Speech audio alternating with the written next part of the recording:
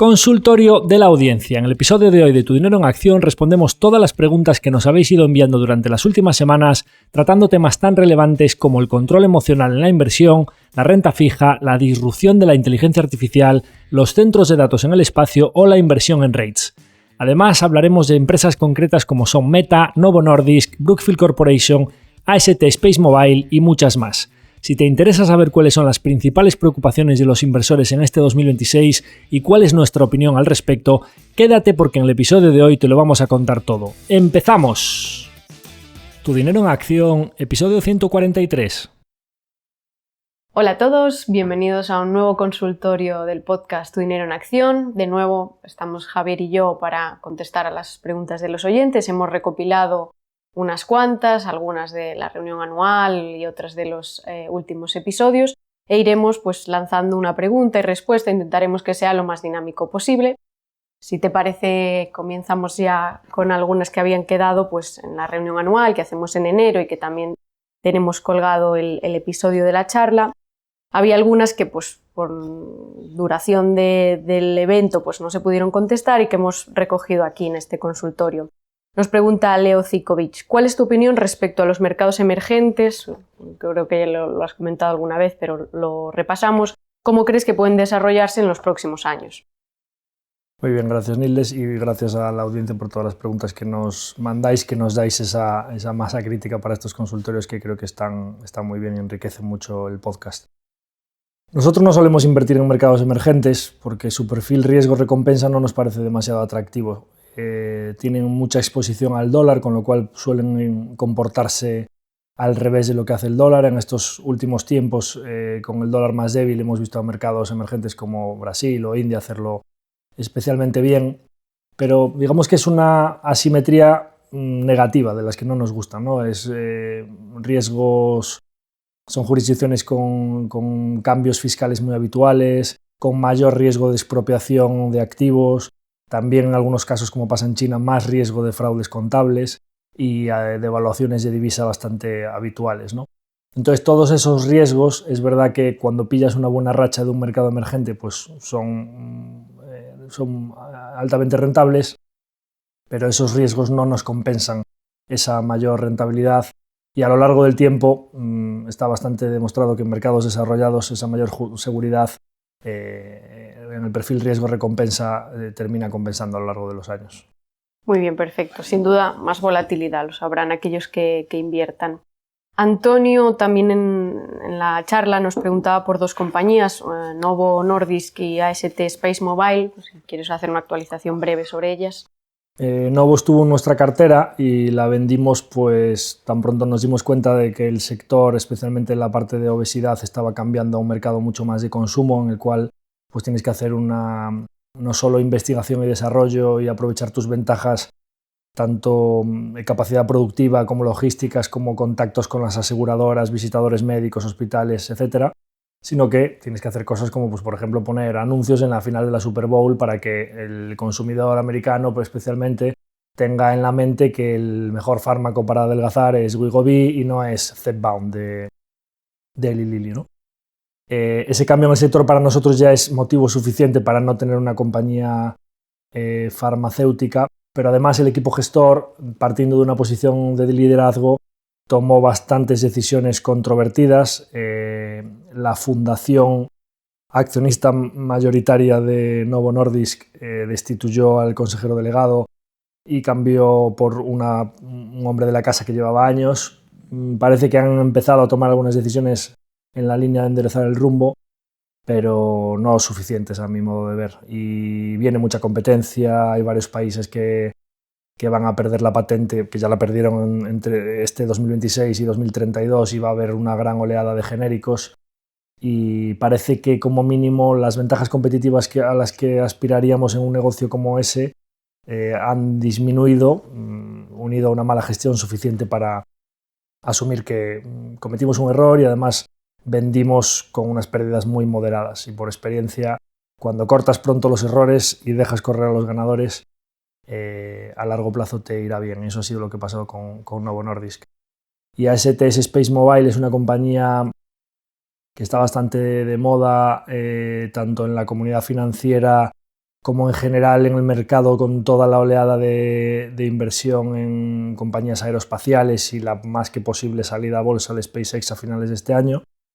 Es un negocio súper interesante porque al final están con un CEO fundador bastante visionario y que explica las cosas de una manera, tiene una visión y ejecuta hacia ella, a pesar de lo que están haciendo es muy difícil.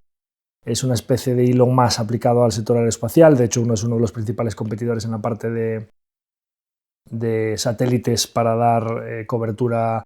En el caso de SpaceX necesitas un receptor y es más para montar wifi locales, pero en el caso de AST Space Mobile es más para dar cobertura de banda ancha en zonas poco pobladas, ¿no? Y una vez que tienes esa infraestructura, la gran mayoría de las telecos que quieran dar cobertura en esas zonas es muy probable que sean tus clientes, porque no va a ser económicamente viable construir otra infraestructura similar cuando ya está esa infraestructura construida, ¿no? Es algo similar a lo que sucede con las vías de ferrocarril en Estados Unidos. No es económicamente viable construir otro ferrocarril que ya tiene escala, que ya tiene la economía de esa infraestructura adaptada a la amortización, todos los costes eficientados, la ocupación alta, ¿no? Sin embargo, yo estuve echándole un ojo hace unos meses y incluso mirando las mejores perspectivas de todo el plan que tienen de lanzamiento de satélites, que es optimista, incluso creyéndote su guía y mirando la capacidad máxima que va a tener cada satélite, es decir, a cuánta gente puede atender cada satélite y la cantidad de dinero que le pueden cobrar a la teleco por cada cliente que utilice sus satélites, y me salía que la valoración era muy alta. O sea, no conseguí encontrar una ecuación digamos, calidad, infraestructura irreplicable, etcétera, bien, pero el precio no me salían retornos muy razonables y no me sentí cómodo para incorporarla en la cartera, pero sin duda es un negocio interesante y que conviene seguir. Aparte de SpaceX, recientemente Amazon ha hecho un acuerdo para adquirir una compañía que parece que puede plantarles cara, entonces estás compitiendo, o sea, una de las cosas también que no me gustaba es que estás compitiendo contra dos gigantes que no me encantaría competir, como son SpaceX de Elon Musk y Amazon pues, de Jeff Bezos, ahora gestionada por Yassi, ¿no? Con lo cual, negocio interesante, pero dos grandes competidores enfrente, a los cuales yo respeto mucho, y valoración que no me daba mucho margen de maniobra, eso es todo. Muy bien. Vamos con otra un poquito más filosófica. Me preguntaban, ¿qué es lo que has aprendido en los últimos años que te gustaría haber aprendido antes? Caray, muy bueno. Calidad. Tendría que haber centrado mis horas de análisis mucho antes en negocios de calidad. Pasamos bastante tiempo invirtiendo en negocios cíclicos. Algunos nos fueron bien, sacamos muy buena rentabilidad al principio de la historia del fondo en alguna SOCIMI española y bueno, pues tuvimos algunos negocios interesantes, algunos de los cuales en esta oleada del value han ido bien, como Golar, LNG, etcétera, que son compañías que yo tuve en cartera y le dediqué muchísimas horas de análisis, y cuando comprendí bien sus complejidades y todas las variables externas de las que dependían, etcétera, y lo intensivos que eran en capital, decidí venderlas, y ahora en esta oleada de pues cada vez que hay una subida de los costes energéticos, el gas, etcétera, son inversiones que habrían dado un buen retorno, ¿no? Pero tendría que haberme dado cuenta antes. Yo soy muy autodidacta y voy aprendiendo desde que era pequeñito, ya me pasó siempre, incluso con los deportes y demás, a base de esfuerzo, constancia, esfuerzo una y otra vez, digamos, de darme cabezazos contra la pared, y quizá podría haber tomado algún atajo, quizá leyendo algunos libros, me encantaría haberlos leído antes, en la línea de mucho antes centrar mis horas de esfuerzo en negocios de más calidad. Y luego ya para nota, incluso podría decir que desde 2020, una de las cosas que hemos aprendido con la pandemia, la caída de 2022, recientemente aranceles y ahora guerra de Irán, es que incluso las empresas de más calidad, o sea, si tú tienes un radar de las de más calidad, también esas pasan cosas de vez en cuando que te permiten adquirirlas a un precio súper razonable. Es decir, no solo puedes ser inversor en calidad, sino que además también puedes ser inversor en valor, en cuanto a que incluso los mejores negocios del mundo pasan momentos coyunturales, sea por el devenir del mercado en general o por cuestiones coyunturales de esa empresa, que pierden la gracia del mercado y te puedes comprar negocios absolutamente extraordinarios a precios muy, muy atractivos. Eso, si lo hubiese aprendido unos años antes, creo que nos habría ido mejor. Pero bueno, tengo 42 años, Aún nunca es pronto. tarde si la dicha es buena, o sea que Exacto. ojalá que esos aprendizajes durante los próximos 15, 20 años sean muy productivos. Muy bien, vamos con otra también que traía a mención una compañía que estuvo en cartera, que es Meta, ¿no? Nos preguntaba de nuevo Leo, ¿cuál consideras fue el peor error de inversión en los últimos años? En el pasado has tenido Meta en cartera. ¿Cuál es tu opinión en la actualidad, considerando la valoración actual y su exposición a la IA de cara a los próximos años? Bien, buena pregunta. Primero un poco sobre Meta en concreto y luego sobre el peor error de los últimos años, que es uno más general, no es una compañía concreta. Yo Meta, ya lo he dicho en varias ocasiones, me alegro mucho de haberla vendido. Quizá el único error es que cuando estábamos en la caída de 2022 no la vendimos en los mínimos, la vendimos como a $160 o una cosa así, que era plano, más o menos al mismo precio medio que la habíamos comprado, lo cual era muy mediocre frente a lo que había hecho el mercado esos años anteriores. Pero luego la mandaron a 80, cayó un 50% más desde donde nosotros vendimos y luego desde ahí pues se ha ido a, creo que estaba recientemente a 600 y pico, llegó a 700, cayó ahora a 500 y pico, anda por 600 y algo. Lo cual pues desde el precio de venta pues se habría multiplicado por 4. Es ventajista decir que ese dinero se habría multiplicado por 4 porque con los recursos de Meta en 2022 no los dejamos en la cuenta, invertimos en Netflix, Tesla, compañías que han sido extraordinarias inversiones y que han dado una TIR muy abultada, ¿no? Pero por supuesto, si ese dinero hubiésemos vendido otras empresas de cartera y hubiésemos mantenido Meta y hubiésemos comprado con otros recursos Netflix y Tesla, los rendimientos habrían sido más altos. Entonces, ¿por qué digo que me alegro de haberla vendido? Actualmente nosotros, cuando me preguntan por armamento o por alcohol, Diageo, que es una compañía que está muy penalizada porque los jóvenes ahora beben menos alcohol, etcétera y tal, y me preguntan por las tabacaleras, etcétera, yo siempre digo que solo tenemos, aparte de los emergentes o de países que no son emergentes, pero que en los que no me siento cómodos, como el sur de Italia, etcétera, zonas que son por lo general conflictivas para invertir, la única línea roja que nosotros tenemos es que no invertimos en ningún negocio que para beneficiarse necesite perjudicar a alguien, o sea, que su beneficio pase por el perjuicio ajeno. Esto sucede con las compañías de armamento, sucede con las compañías de alcohol, sucede con las compañías tabacaleras y sucede con las compañías de apuestas, ¿vale? Yo creo que Meta está lucrándose perjudicando a bastantes personas, es decir, es muy adictivo lo que hace Meta. Y sin entrar a valorar si hay un acoso hacia la libertad de expresión con el tema de las redes sociales y demás, yo creo que las redes sociales, especialmente Instagram, TikTok, a los bastante jóvenes no les benefician en nada. Y es bastante obvio que resulta adictivo y que de esa adicción, de hecho hay diferentes inversores que han comparado el negocio de Meta con el tabaco, y nosotros no invertimos en tabacaleras. Esos son negocios muy rentables, probablemente Meta lo siga siendo durante años, pero no estaría cómodo con esa inversión en cartera. Y además es que creo que Instagram, o sea, es brutal, tú vas por la calle y es que la gente, o sea, la atención de todo el mundo devora horas de atención, Insta, TikTok, etcétera, y cuando está la atención ahí, el dinero de los anunciantes fluye hacia ahí, y ya lo veis, yo no tengo Instagram, pero quien lo tenga, cuando estás pasando el scroll, de cada 2 cosas de tus amigos, una es publicidad, o sea, está muy invadido, ¿no? Entonces, yo creo, lo que demostró TikTok es que la ventaja competitiva de Meta con Instagram, WhatsApp es un animal diferente, no la veo tan fuerte como parece a primera vista. Parece que hay un switching cost, ¿no? Porque tienes muchos seguidores, ya tienes ahí toda tu red, has construido... Pero TikTok demostró que en una economía globalizada y que fluye la información muy rápidamente, se puede traccionar y conseguir efectos de red mucho más rápido que antes. Y si Zuckerberg no acierta con la gran... Ahora está que si la IA, soy bastante escéptico con la IA de Meta, pues ya veremos. Las gafas, pues ya veremos. Pero no veo que su ventaja competitiva sea como la de pues otras compañías tecnológicas que podemos, algunas que tenemos nosotros en cartera. Amazon, pues, que no tiene nada que ver.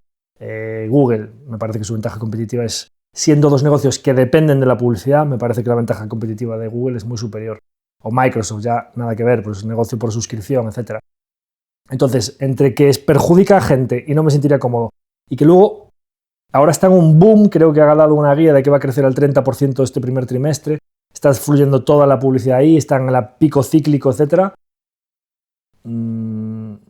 Creo que no es tan buen negocio como aparenta a primera vista. Le veo una parte quizá más cíclica que a Google, siendo dos negocios de publicidad. Entonces, bueno, pues contento de no tenerla en cartera, a pesar de que habríamos hecho mejor rentabilidad.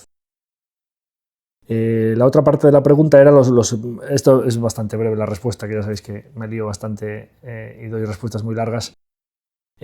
No fue un error concreto, fue en general, conforme profundizaba la caída de 2022, meter más dinero en compañías que no lo estaban haciendo bien. Eso es un error que me ha quedado para la vida y que no vamos a repetirlo nunca, que es cuando tienes un risk on cost, o sea, el riesgo en coste, que has construido tu posición 1,5%, 2%, 3%, lo que creas que merece ese negocio, digamos, nosotros no utilizamos stop loss técnico de si baja de tal precio, tu stop loss es la cantidad de dinero que asignas ahí.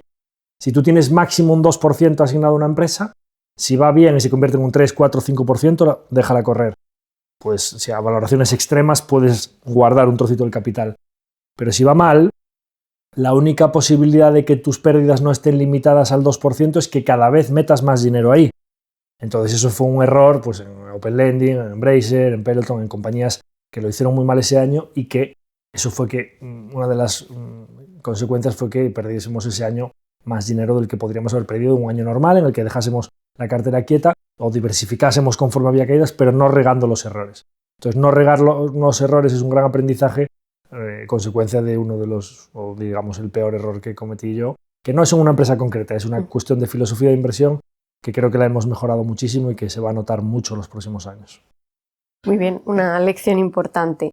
Tenemos otra también recopilada de la reunión anual de 2000, donde repasábamos los datos de 2025 de Google, donde nos pregunta si puedes comentar brevemente sobre Suecia y SDeepTech. Creo que esta pregunta es de antes de este trimestre. SDeepTech la hemos vendido recientemente en este trimestre, lo comentamos tanto en el capítulo de balance, que os lo recomiendo para quien quiera ver un poco cómo ha sido el trimestre, en qué empresas nuevas hemos invertido y demás, que se llama Entre la guía y la guerra, balance del primer trimestre, que fue el de la semana pasada, y también pues brevemente en la ficha trimestral que publicamos esta misma mañana, creo, ¿no? En el que comentábamos. SDeepTech es una buena empresa, le hemos dedicado muchísimas horas, he estado en cartera desde finales de 2020, si no recuerdo mal, o sea que íbamos ya camino de 6 años. No le hemos perdido dinero porque tuvimos la oportunidad de vender algunas cuando estaban muy altas, las acciones se fueron de 160 a 500 y de 500 las han mandado a 170 y ahora están como 220, 240, una cosa así, ¿no? Pero ha sido una inversión, si la comparásemos, para mí, ¿cuál fue el error?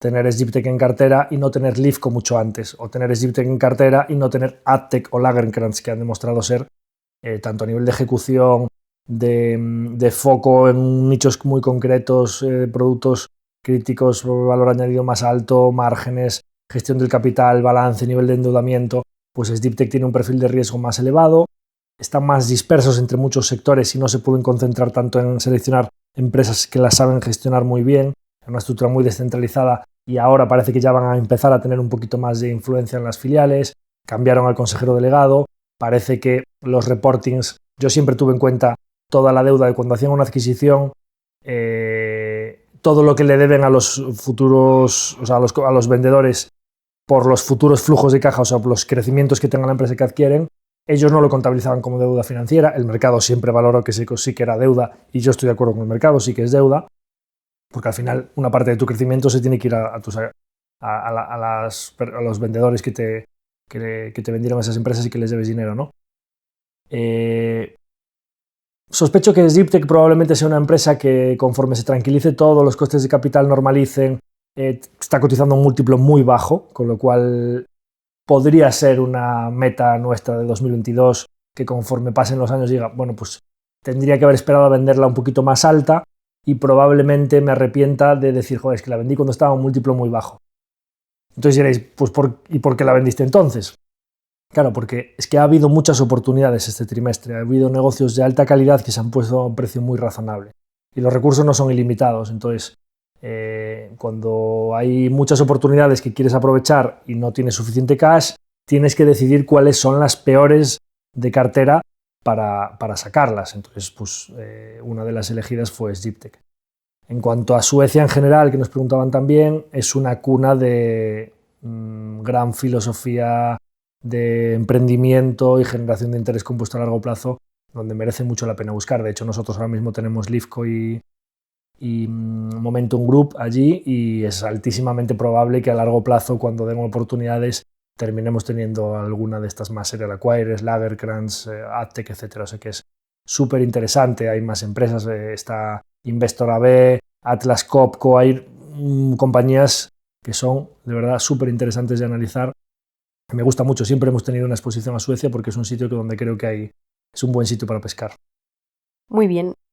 Nos preguntaba Ricky Alonso también en relación a la reunión anual por una actualización sobre Cox Abengoa.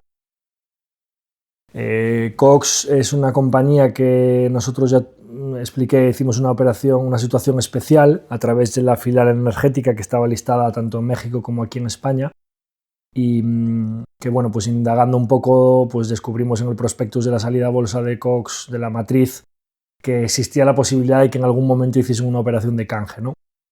Estaba cotizando muy barata la posibilidad de entrar en la matriz a través de la filial, la adquirías muy barata y sospechábamos que si hiciesen una operación de canje tendrían que dar algún tipo de prima atractiva para que los accionistas de la filial se sumasen o digamos que accediesen a vender esas acciones. Eso sucedió unos meses después de nuestra entrada y obtuvimos en un año más o menos un 30% de retorno a través de la filial, que luego se produjo el canje por la de la matriz. Y ahora pues simplemente como a través de ese canje teníamos muchas acciones de la matriz y está en medio de una adquisición muy relevante de los activos de generación renovable, generación renovable y ciclo combinado también, de generación en general de Iberdrola en México.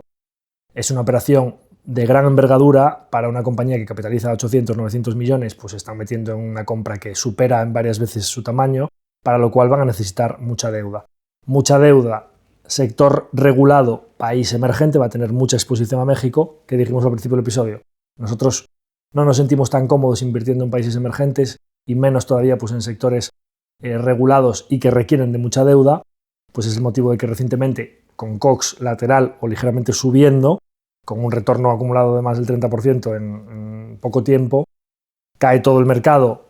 Como es una compañía perteneciente al sector más o menos energético, no ha estado nada penalizada. Momento ideal para sacar una parte de sus recursos y asignarlo a todas esas oportunidades de más calidad, sectores no regulados y sin endeudamiento. Mantenemos una pequeña posición y ya iremos viendo cómo evoluciona a lo largo de este año, cuando frago la operación con Iberdrola. Está muy barata y posiblemente tenga upside, pero creíamos que era ideal tener menos dinero invertido simplemente. Perfecto. Vamos con otra de Rodríguez ALV. ¿Qué opinas de la penalización del mercado a empresas como Constellation Software o Adobe? Luego abre otro tema, ¿no? Y sobre la banca española y europea, ¿crees que en el año 2026 seguirá subiendo? Bueno, de la penalización de empresas como Constellation y Adobe creo que hemos hablado en muchos capítulos y creo, teniéndolas en cartera, entre Constellation, Topicus, Vitex Software, Adobe, Nemescheck y SAP, que SAP es una inversión nueva desde este último trimestre y Nemescheck era pequeñita y ahora ya la hemos convertido en posición media. Mi visión hacia los negocios de software es que los elementos críticos, la capa digital imprescindible de las empresas, no solo es esencial y de un cierto modo insustituible, sino que son los que mejor están posicionados para que sus clientes implementen inteligencia artificial, para ofrecerles soluciones que apliquen IA para mejorar su productividad.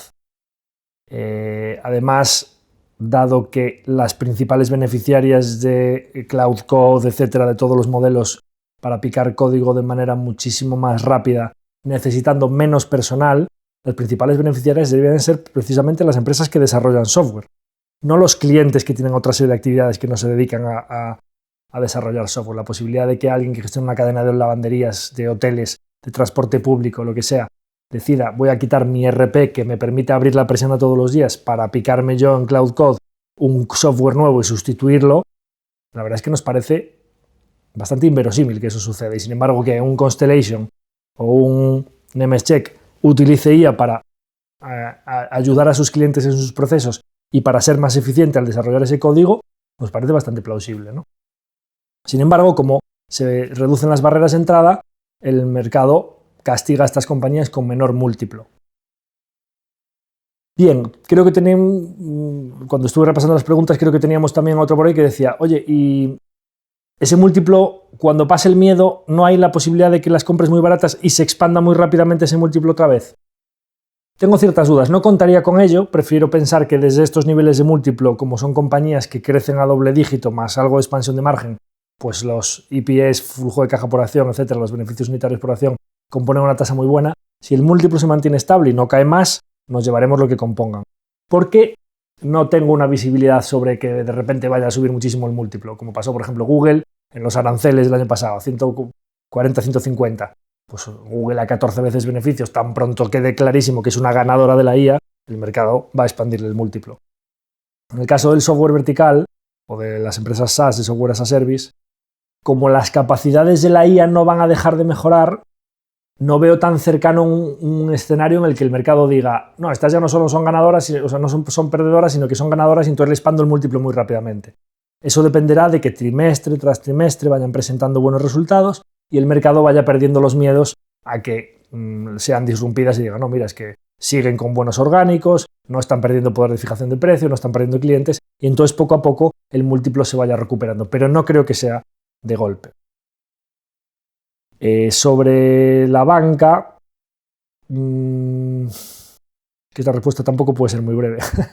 La banca ha tenido varios acontecimientos que creo que son irrepetibles o coyunturales desde la pandemia. Algunos podrían mantenerse durante más tiempo, pero algunos, sin duda, podrían o en algún momento flaquear o han sido un one-off que solo se produce una vez. Voy a mencionar algunos rápidamente. Los tipos de interés estaban muy bajos y han subido los tipos de interés, con lo cual más beneficio para los bancos. Los bancos han digitalizado mucho sus servicios y han cerrado muchas oficinas y despedido o prejubilado a mucho personal. Eso se produce solo una vez. No vuelves a cerrar un montón de oficinas y a despedir un montón de gente cuando ya se ha producido esa digitalización, que es muy buena para sus márgenes porque les reduce los costes sin afectar a sus ingresos. Además, han ido acostumbrando a la gente a que no todo es gratuito. Se paga por la cuenta, se paga por la tarjeta, se paga por movimientos. Y además han acostumbrado a la gente de que cuando llegas a la oficina ya no te damos un 3 o un 4% por un depósito. No pagamos por el dinero y además te recomendamos que metas el dinero en gestión discrecional de carteras o productos que le dan márgenes muy potentes al banco del 1 y pico por ciento comisiones que antes no cobraban por todo ese dinero. Ganan más por el activo, ganan más por el pasivo, tienen una reducción de costes, bancos, situación idílica.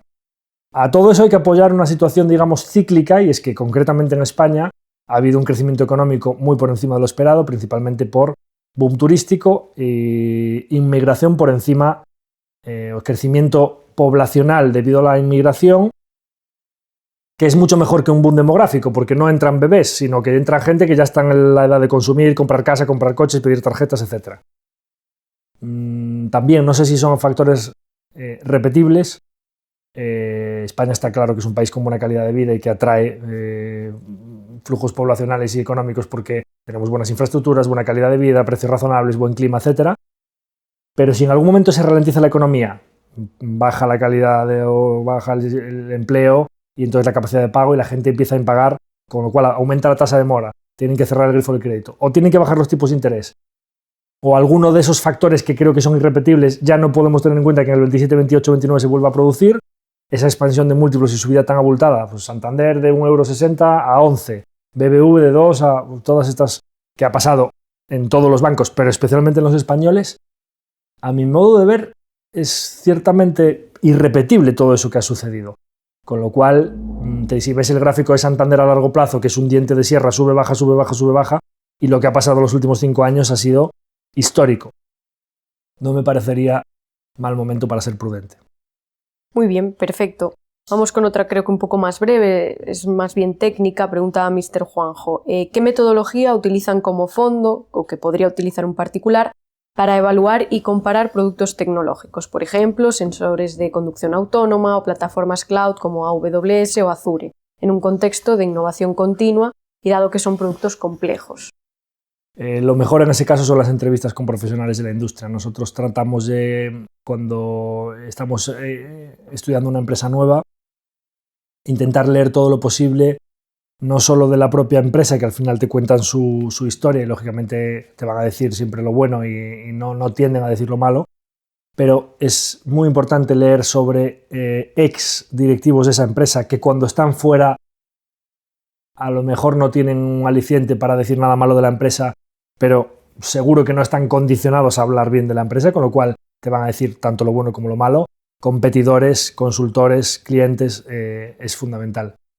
Y luego, pues, en un mundo tan cambiante, en general, tener empresas con buenos equipos gestores que piensen a largo plazo y que no estén primando el trimestre, sino que piensen en su sector, su TAM, sus clientes, sus competidores, que piensen a largo plazo y que estén siempre pues, en la línea de innovar, generar valor, foco en el cliente, etc.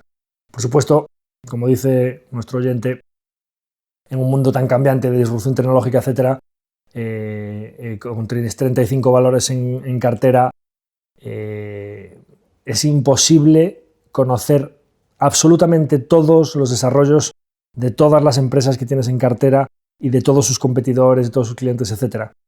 Pero cuando llegas a un marco general en el que conoces el negocio, sabes cuáles son los KPIs importantes que tienes que monitorizar y ese equipo gestor se ha ganado tu confianza, si no hay grandes cambios, hay que dejarles hacer a largo plazo, porque si estás muy expuesto a cada pequeño detalle, cada pequeño acuerdo de la competencia, muchas veces hay ruido de corto plazo que no cambia la tesis a largo plazo. Entonces hay que mantener el foco y dejarles hacer, para lo cual la confianza en el equipo gestor es fundamental. Y por supuesto, pues cuando analizas una empresa, empaparte de todo lo que digan toda la gente del entorno de fuera, etcétera, y llegar a, como digo siempre, a lo más cerca de la verdad, ¿de acuerdo? O sea, cuando reúnes toda la información para tomar una decisión, hay que intentar llegar a lo más cerca de la verdad posible, así es como menos te vas a equivocar.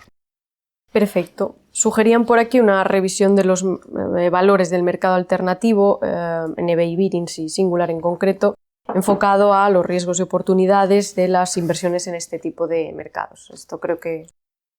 Yo creo que sobre Singular y NBI tendremos novedades pronto en el podcast, así que yo creo que es mejor dejarlo. Lo reservamos. Para esas, sí. Perfecto. Iván Gálvez preguntaba a través de Spotify: es interesante comentar que los orgánicos de Topicus están decreciendo trimestralmente, por dar un punto de vista más crítico. Si la IA tiene el efecto deseado, debería acelerarse y no desacelerarse. No sé si quieres reflexionar. No, pero los orgánicos de Topicus no se están decelerando.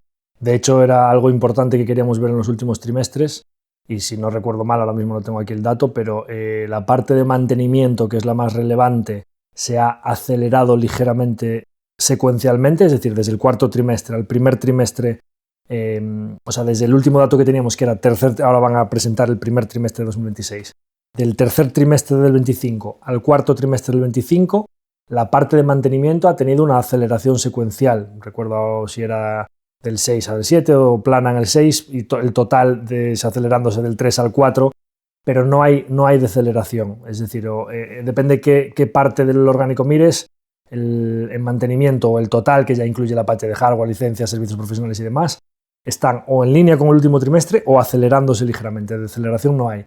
A lo mejor nuestro oyente se refiere a que si miras desde el año 2022 o 2023, Topicus llega a tener orgánicos del 10% y ahora están orgánicos de la parte de mantenimiento del 6%.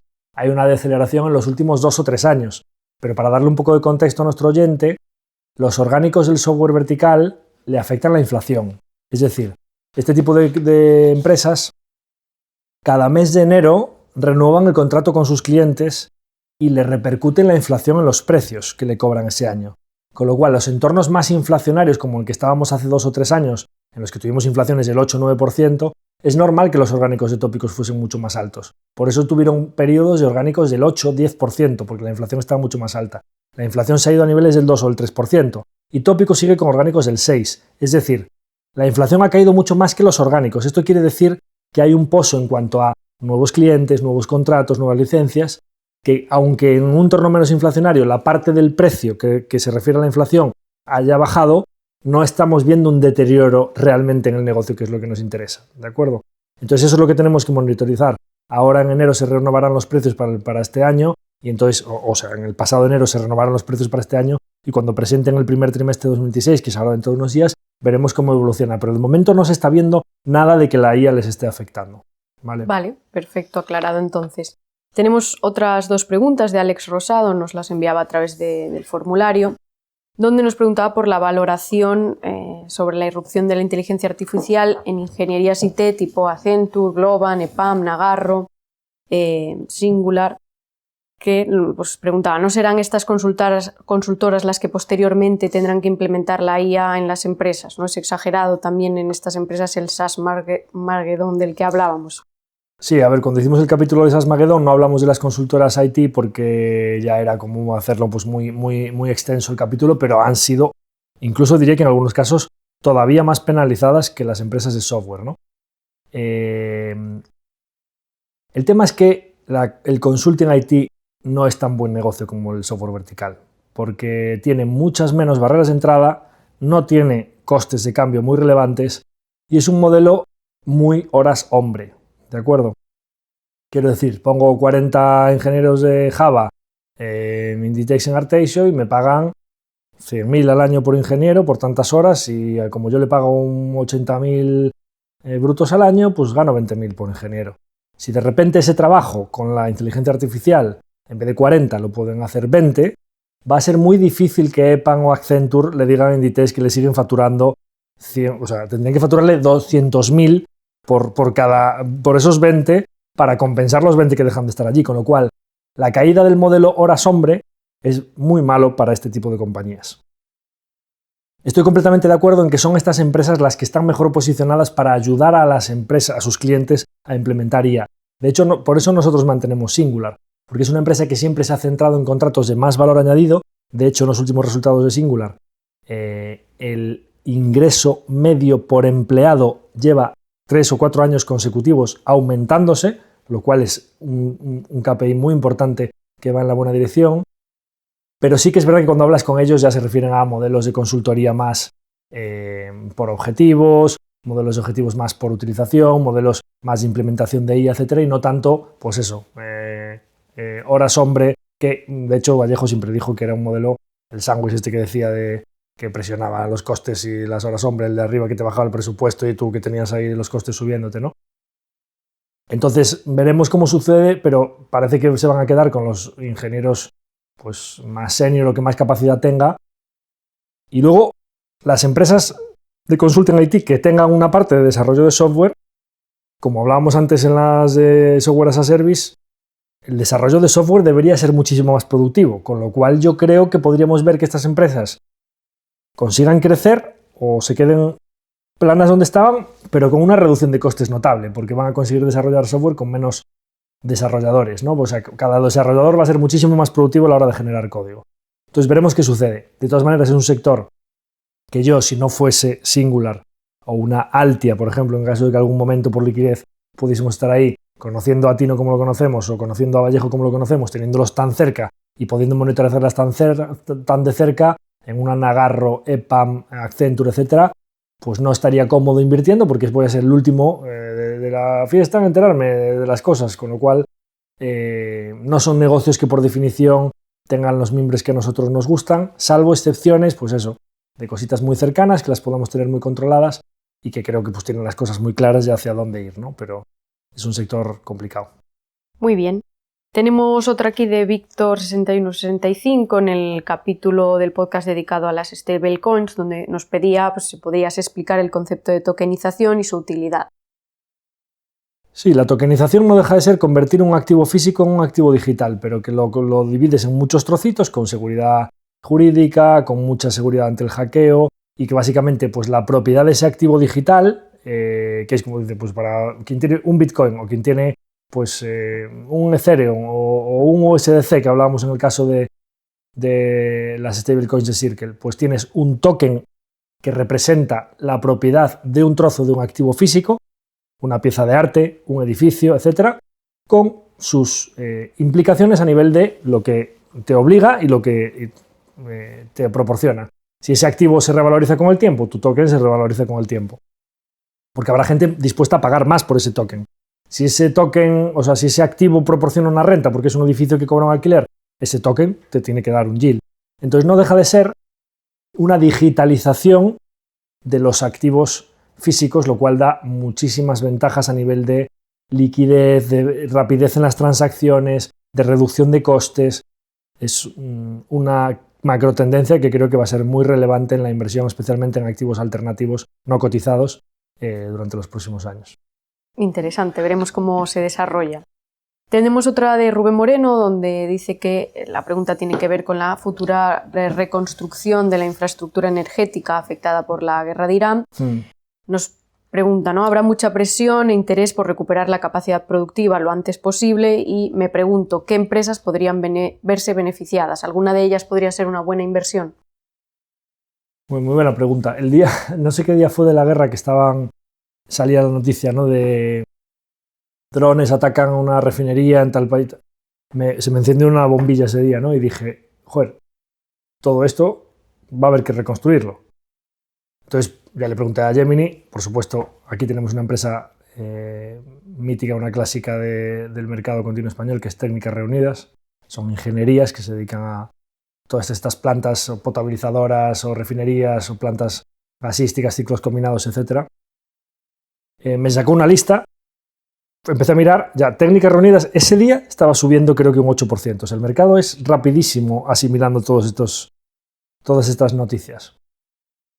Creo que desde entonces se ha revalorizado notablemente, porque va a haber muchos contratos en esa zona del mundo para o reparar o sustituir algunas de esas gaseoductos, oleoductos, refinerías, plantas, ciclos combinados, refinerías y demás, ¿no? Son negocios complicados las ingenierías, porque tienes una presión muy importante a nivel de costes de principalmente proveedores chinos, proveedores coreanos, etcétera, y son muy cíclicos en cuanto a que dependes un poco de la bonanza del precio del gas, del petróleo, etcétera, y tienen una asimetría bastante, juegan con márgenes muy bajos, y si suceden cosas, necesitas poner avales muy grandes para poder acceder a los concursos. Como hay mucha competencia, los márgenes con los que vas son reducidos, esos avales te comprometen el balance. Cuando empiezas a trabajar, empiezas a pagar nóminas de ingenieros y a montar la fábrica o la refinería y tardas mucho en cobrar porque son grandísimos jugadores, Saudi Aramco, fondos soberanos de países, y si quieres acceder a esos concursos tienes que tomar mis condiciones y te pagan a 120 días, a 180 días, etc. Con lo cual son exigentes a nivel de circulante. Hablábamos en los últimos tiempos de el circulante positivo de que te cobro antes de vender en los distribuidores o te cobro antes en el software vertical que cobro por adelantado, etc. Esta tiene las dinámicas contrarias, márgenes bajos, circulante por adelantado, o sea, circulante positivo, que lo mejor es circulante negativo, que te financies con el circulante, pues esto es al revés. Y cuando tienes esa situación de circulante positivo, es decir, que tienes que adelantar dinero, cobras tarde y con márgenes muy reducidos, cuando suceden imprevistos, como tú ya has acudido a un precio cerrado, los imprevistos te los comes tú y puede haber imprevistos gordos en este tipo de proyectos. Entonces son negocios muy complicados. Por lo general no cumplen los requisitos de calidad que a nosotros nos gustan, si bien a nivel oportunista lo ves, ¿no? Hay unas bombas en tal sitio, claro. El mercado se anticipa y están subiendo, pero eso, y probablemente tengan recorrido y haya muchos proyectos allí, a lo mejor tienen 2 o 3 años por delante, que son grandísimas inversiones, pero como hablábamos antes de los ciclos, de nuestra etapa anterior, no miramos atrás, tenemos clara nuestra filosofía y perseveramos en ella. Perfecto, pues tenemos otra, volvemos con el tema de la preocupación de cómo puede afectar la inteligencia artificial a alguna de las compañías. En este caso, Iván pregunta o pide a ver si se puede comentar sobre la caída en compañías de servicios financieros como Standard & Poor's, Moody's, Fico, Mastercard, y señala, ¿no?, con la propiedad intelectual que poseen y las diferentes líneas de negocio, ¿realmente es inminente el riesgo de disrupción? Bueno, nosotros tenemos MSCI en cartera y en el último trimestre hemos incorporado Visa. Tengo que ser muy claro, no tenemos Moody's por céntimos, no nos entró la orden. Vamos, teníamos una orden a 400 y creo que tocó, no sé si 400 con, o sea, menos de $1, no sé, 420, no sé, de puñetera casualidad, vamos, no tenemos ahí pues una primera posición del 1%, con la mala suerte de que, bueno, pues no se puede estar a todas, hemos comprado muy bien en el trimestre en la guerra, pues esa no se dio y se fue a 460, o sea, llevaríamos ya una buena rentabilidad. Con esto quiero decir, Moody's y Standard & Poor's, mismo cajón. La habría comprado encantado, creo que es una buena oportunidad, ventaja de datos, relaciones con sus clientes de largo plazo, el estándar, digamos, duopolio a nivel, bueno, está Fitch, pero vamos, prácticamente duopolio. Con su servicio le ahorran costes a quien emite deuda y es muy difícil labrarse la imagen de marca que tienen ellos. Si tú tienes el rating de un cloud IA rating, pues no vas a emitir al mismo precio que tienes el de Moody's o el de Standard & Poor's, ¿no? Entonces, ese está claro. El de los índices, que también le afecta a Standard & Poor's, tenemos MSCI en cartera, con lo cual creo que está todo respondido. Y el de los medios de pago, Visa y Mastercard, acabamos de incorporar Visa, con lo cual la misma opinión para Mastercard, siendo un poquito más volátil porque tiene una más exposición a emergentes, lo cual tiene una ventaja, es que en emergentes todavía se usa más dinero en efectivo, con lo cual tiene más tailwind a nivel de adopción del pago, los pagos electrónicos. La única incógnita en Visa y Mastercard, por eso no tomamos una posición más grande en Visa, es todo lo que hablamos de las stablecoins. Están moviéndose bien, haciendo adquisiciones, etcétera, pero si el dinero se vuelve realmente digital, ahora mismo ya hay formas para pagar muy rápidamente y con costes muy bajos que no precisan de los raíles de Visa y Mastercard. Pues la posición de Visa la hedgeamos con una posición pequeñita en Circle. Entonces así sabemos que puede irle bien a las dos, puede irle bien a Visa y que la posición de Circle no llegue a convertirse en un roble, pero si sucede la trasvase de los pagos globales hacia las stablecoins, la revalorización que tendría Circle sería muy superior al dinero que perderíamos si Visa empieza a ponerse a múltiplo de deep value. Con lo cual ese tipo de posiciones en conjunto muy hedgeadas me suelen gustar, como pasó con Robi y Novo Nordisk. Terminamos vendiendo el error, Robi tiró para arriba porque era picos y palas y se beneficiaba ganase quien ganase esa carrera.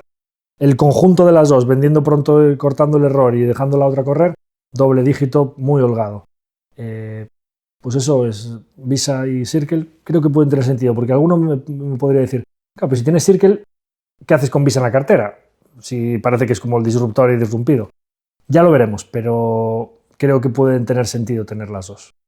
Y sobre el conjunto de servicios financieros, ventaja de datos, costes de cambio, creo que la IA incluso podría ser un acelerador para sus negocios. O sea que creo que ya han rebotado bastante últimamente, pero creo que ha sido muy buena oportunidad.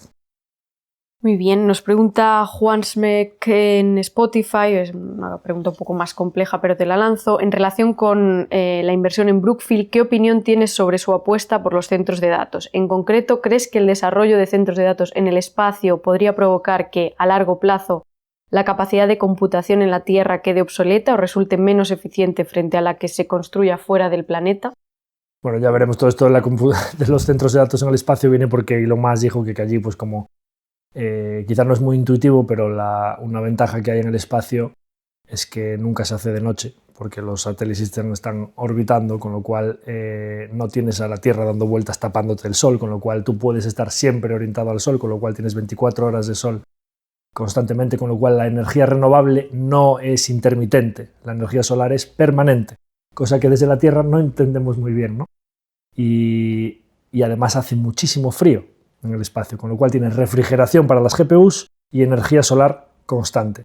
Dos de los principales problemas de los centros de datos en la Tierra, que tienes que gastar una gran cantidad de energía en refrigerar las GPUs y suministrarles energía que consumen esas GPUs, y no te sirve con el sol porque es intermitente, con lo cual necesitas o baterías, o esto que hace Bloom Energy, que por una reacción física convierte el gas directamente en electricidad sin combustión, súper interesante. Pero en el espacio tienes dos grandes problemas solucionados. Claro, todo eso es una tecnología que tiene que desarrollarse, lanzarse los satélites y ya veremos a qué ritmo va. Eso es una cosa, pues de un visionario como Elon Musk, que siempre que dice las cosas, pues está hablando de que dice que lo va a hacer en 5 años y probablemente sean 10 o 15. Los plazos de amortización de los centros de datos, por lo que estamos viendo en los resultados de las que promueven gran cantidad de centros de datos, como son Google, Microsoft, AWS, etc., de manera muy probable, cuando se produzca la explosión de los centros de datos en el espacio, los centros de datos en la Tierra que se están construyendo hoy estén más que amortizados. Y por lo general, en los desarrollos tecnológicos no tiende a producirse una obsolescencia inmediata. Es decir, si la necesidad de centros de datos a nivel global sigue aumentando como se espera en los próximos años, probablemente hagan falta todos los que se están construyendo en la Tierra ahora y los que se empiezan a construir en el espacio. Y luego Brookfield es bastante flexible a la hora de asignar capital. Siempre han dicho que las grandes temáticas en las que están invirtiendo hoy no es que fuesen incipientes, es que directamente no existían hace 15-20 años. Y les ha ido muy bien siempre, con lo cual creo que son capaces de ir invirtiendo capital a unos plazos que de manera que vayan obteniendo su TIR, lo vayan recuperando, pueden reasignar ese capital a las tendencias de inversión en infraestructuras de dentro de 5, dentro de 10, dentro de 15, de manera muy rentable. Así que la verdad es que súper tranquilo con Brookfield. Creo que ha sido una gran incorporación para nuestra cartera justo en los aranceles en abril de 2025, que nos está dando ya muy buen retorno y creo que cómodos con que va a seguir siendo así a largo plazo. Perfecto, oye, pues muy interesante la cuestión de los centros de datos en el espacio y que muchos no habíamos reflexionado sobre ello. Nos preguntaba Manolo Gallego, ¿cómo ves el momento actual para invertir en REITs? Llevan mucho tiempo de capa caída e históricamente han sido una buena inversión. Obviamente no en oficinas a punta, pero sí en otros sectores como industrial, viviendas, casinos, etc. Un saludo desde aquí a nuestro amigo Manolo, que siempre está muy pendiente y le agradezco mucho que nos envíe preguntas. Lo veo bien, la verdad. Creo que para un perfil como el suyo, que me consta que es un perfil de inversión por dividendo, invertir en un sector cuando está de capa caída o cuando no está generando atención o como esa posibilidad que se aleja de que bajen tipos de interés con un petróleo más alto y posibilidad de que repunte la inflación, salen flujos de los rates porque entonces sus yields comparados con la alternativa libre de riesgo tienen que equipararse, entonces caen los precios. Me parece interesante porque para quien sea un inversor, primero, cuando te las compras después de una caída, para una persona como él, que lo que le interesa es la rentabilidad por dividendo, te la estás comprando con una rentabilidad por dividendo más alta. Y luego, si esperas a que todo lo de Irán normalice y el petróleo vuelva a su sitio, las expectativas de que, especialmente en un entorno de posible moderación económica, los tipos se estabilicen o incluso bajen, le va a favorecer mucho a estas inversiones, como son los REITs, o incluso como puede ser un American Tower, que se mueven las mismas dinámicas, son muy parecidas, ¿no? Torres de comunicación o sociedades cotizadas de pues, oficinas o residencial o logísticos. Las oficinas entiendo que dice, no en oficinas porque hay una tendencia hacia la digitalización, trabajo a distancia o trabajo remoto y menor ocupación en oficinas, pero eso ha mejorado bastante desde la pandemia, que se decía que nadie iba a volver a la oficina.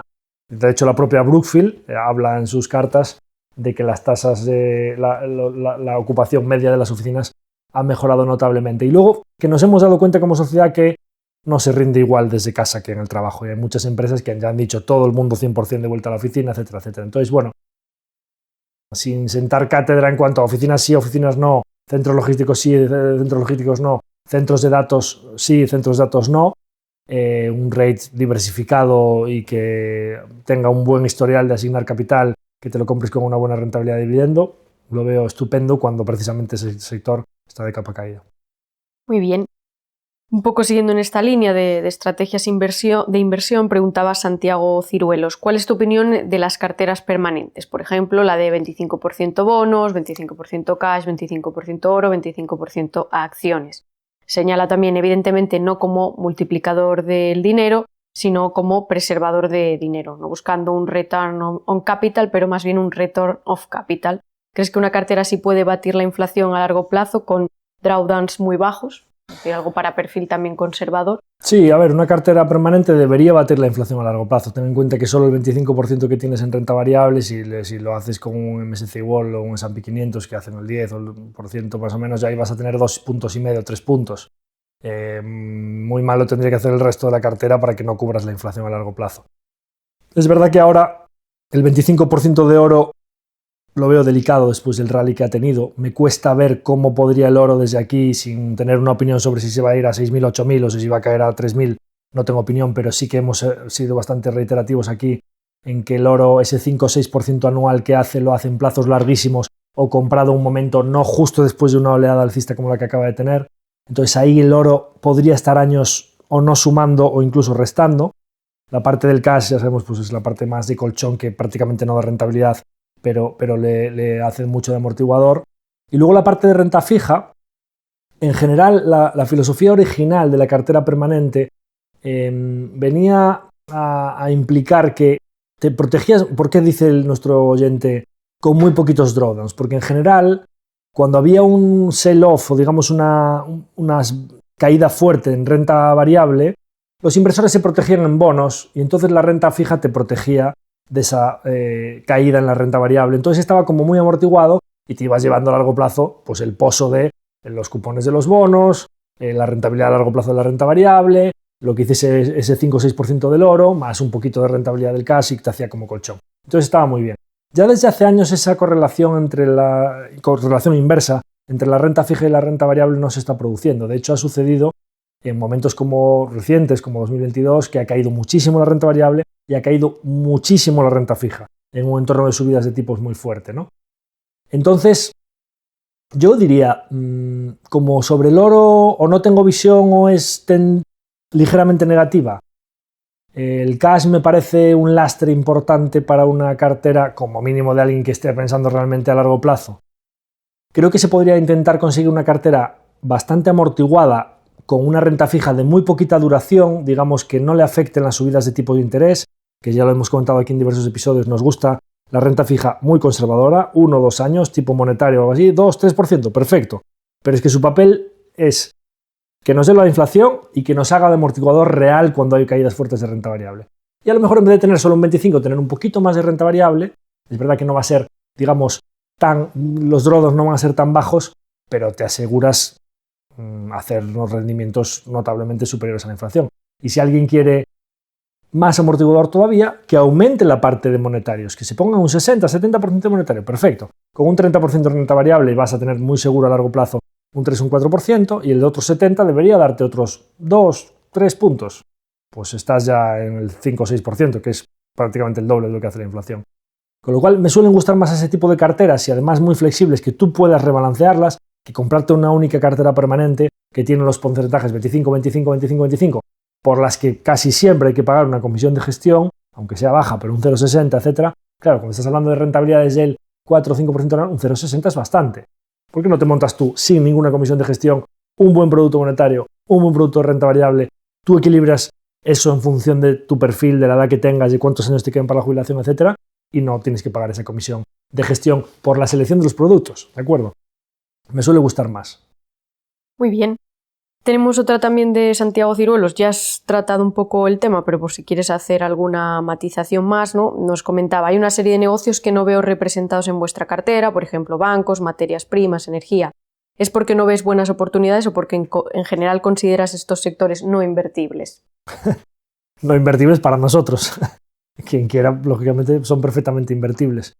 Pero no, como decía antes, que ya hemos hablado tanto de energía o el caso de las ingenierías que trabajan para energéticas o el caso de la banca, son sectores con una asimetría que cuando miras, dice la gente, no, Repsol a 23 euros, que también he hablado recientemente. Claro, es que con el petróleo pues hemos visto a Repsol por fin superar sus máximos históricos de 2007, 20 años después. Y los gráficos de los bancos son iguales, es una asimetría de las que no es buena, que están muchos años ganando un poquito para de repente, cuando ven un ciclo, una crisis, un 2008, lo que sea, un cisne negro, lo pierden todo de golpe y no son los tipos de negocios que nos gustan. Entonces, y Maxime, es que les ha venido uno de esos ciclos, muy parecido a lo del oro, ¿no? Tanto las petroleras o materias primas como bancos son sectores que han tenido muy buenos rendimientos en los tiempos recientes, con lo cual, digamos, ya no los compraría y menos todavía después de una rentabilización tan fuerte, ¿no? Entonces, bueno, ¿no? ¿Invertibles o no? Pues son invertibles, pero a nosotros no nos suelen gustar para nuestra cartera. Exacto. Tenemos otra de Jonel en Spotify, donde pregunta si estás viendo brotes verdes en el software as a service o un rebote técnico.